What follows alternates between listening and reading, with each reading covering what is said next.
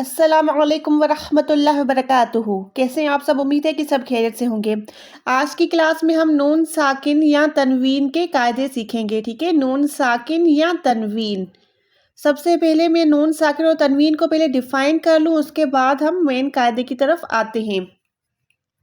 تو نون ساکن کے جو ہے یا تنوین کو آپ کو پتا ہوگا، دو زبر دو زیر یا دو پیش، ٹھیک ہے؟ دو زبر دو زیر یا دو پیش کو ہم تنوین کہتے ہیں۔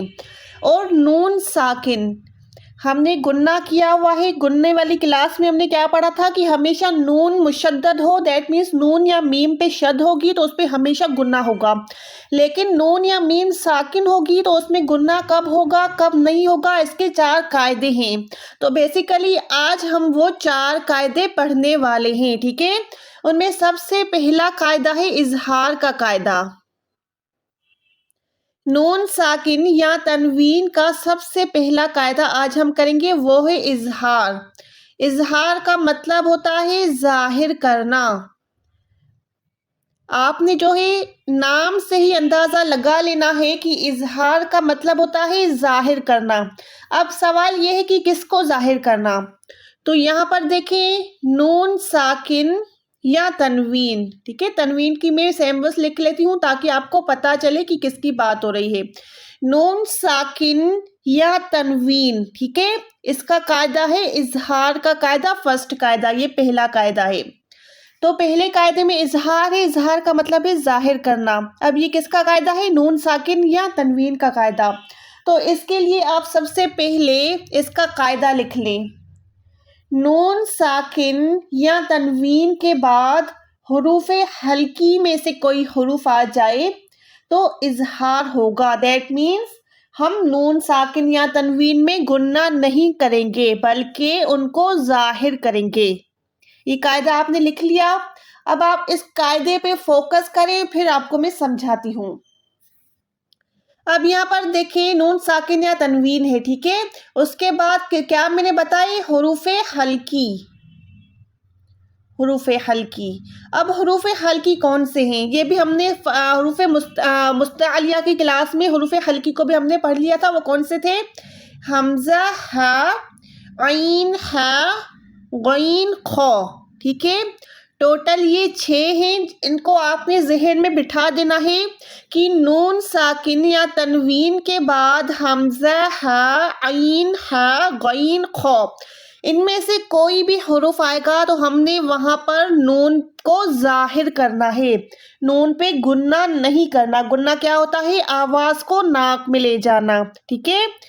تو ہمیشہ ہر حال میں اگر یہاں پر شد ہوگی، یہاں پر شد ہوتی نا نون پہ، تو لازمی یہاں پر گننا ہوتا، لیکن یہاں پر شد کے بدلائے جزم ہے تو یہاں پر کنڈیشنز ہوتی ہیں۔ نون ساکن یا تنوین کے 4 قاعدے ہوتے ہیں، ان میں سے سب سے پہلا قاعدہ ہم آج کر رہے ہیں، دیٹ از اظہار کا قاعدہ، کہ تو آپ نے بس یہ 2 پوائنٹس یاد رکھنی ہے کہ جب بھی نون ساکن یا تنوین کے بعد حروف ہلکی آ جائیں گے تو ہم نے وہاں پر گننا نہیں کرنا بلکہ نون کو ظاہر کرنا ہے۔ اب ایگزامپلس دیکھ کے میں آپ کو مزید سمجھاتی ہوں، آپ کو ایزی ہو جائے گا۔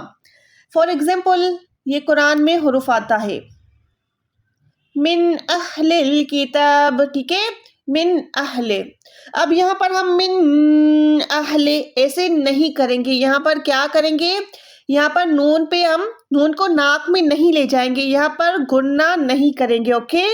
یہاں پر ہم کیا کریں گے؟ نون کو سمپلی ظاہر کریں گے۔ اب کیوں ظاہر کریں گے؟ کیونکہ یہاں پر دیکھیں حمزہ ہے، آپ کو پتا ہے نا، یہ والا حمزہ یا یہ والا حمزہ ایک ہی بات ہے، کیونکہ الف پہ زبر ہے، تو الف پہ جب بھی کوئی نشانی آتی ہے تو وہ حمزہ بن جاتا ہے۔ تو یہاں پر نون ساکن کے بعد حمزہ ہے، دیٹ مینس یہاں پر آپ نے نون کو ظاہر کرنا ہے، نون کو سیم رکھنا ہے۔ من اہل، من اہل، من اہل، یہ دونوں رونگ ہوں گے۔ آپ نے کیا پڑھنا ہے؟ من اہل، من اہل، اوکے؟ من اہل، من اہل، بس اتنا سا کھینچنا ہے، زیادہ کھینچنا نہیں ہے۔ اس کے علاوہ اگر ہم کوئی اور ایگزامپل لے لیں، قرآن میں کیا آتا ہے؟ وَانْحَرْ، اب یہاں پر دیکھیں نون ساکن ہے، جب بھی نون ساکن کو آپ دیکھیں گے اس کے بعد حروف حلقی میں سے اگر کوئی حروف ہے، یہاں پر دیکھیں ہا حروف حلقی میں آ رہا ہے یا نہیں آ رہا، حمزہ ہے، عین ہے، غین کھا، تو یہاں پر ہا حروف حلقی میں آ رہا ہے، دیٹ مینس اس کو ہم کیسے پڑھیں گے، ونحر، ہر ایسے نہیں پڑھیں گے، ونحر، نون کو ظاہر کریں گے، پروپر نون کو ہم فیل کریں گے، نون کو ناک میں نہیں لے جائیں گے، ونحر، ونحر، ٹھیک ہے اتنا۔ اگر اس سے ہی ہم کوئی اور اس کی ایگزامپل لے لیں تنوین کی، کیونکہ نون ساکن یا تنوین کا قاعدہ ہے یہ، تو تنوین کا اگر ہم کوئی ایگزامپل لے لیں، ایسے آتا ہے نا قرآن میں، شیئن خلقہ، اوکے جی، خلق، اب یہاں پر دیکھیں یہ کیا ہے،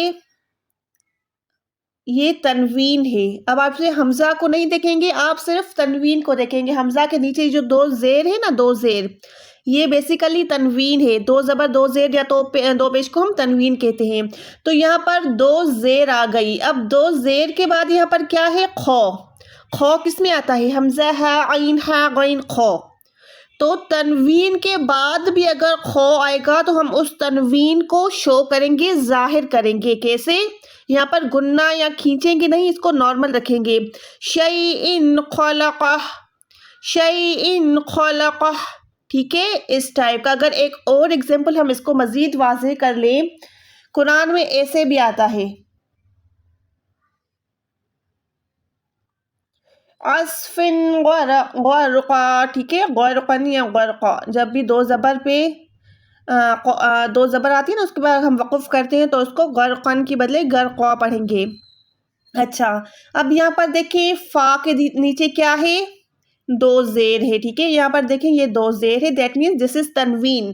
تنوین کے بعد یہاں پر کیا ہے، غین ہے، غین حروف حلقی میں آتا ہے، حمزہ ہے، عین ہے، غین، خو، تو یہاں پر تنوین کے بعد بھی غین ہے، دیٹ مینس آپ نے فا کو یا تنوین، ٹھیک ہے نا، فا، تنوین فا پہ ہے تو ہم فا کی بات کریں، دیٹ مینس تنوین کی بات کریں نون کی، کیونکہ فن کیسے ہوتا ہے، فا نون زیر فن، ٹھیک ہے، تنوین کو اگر ہم کھولیں تو یہ والا تنوین یہ ہے بیسیکلی، تو اس کو یہ اور یہ دونوں ایک ہی بات ہے، تو یہاں پر بیسیکلی دیکھیں تنوین ہے یا نون ساکن ہے، بات ایک ہی ہے، نون ہی ہو گیا، تو بیسیکلی قاعدہ یہی ہے کہ نون کو ظاہر کرنا ہے۔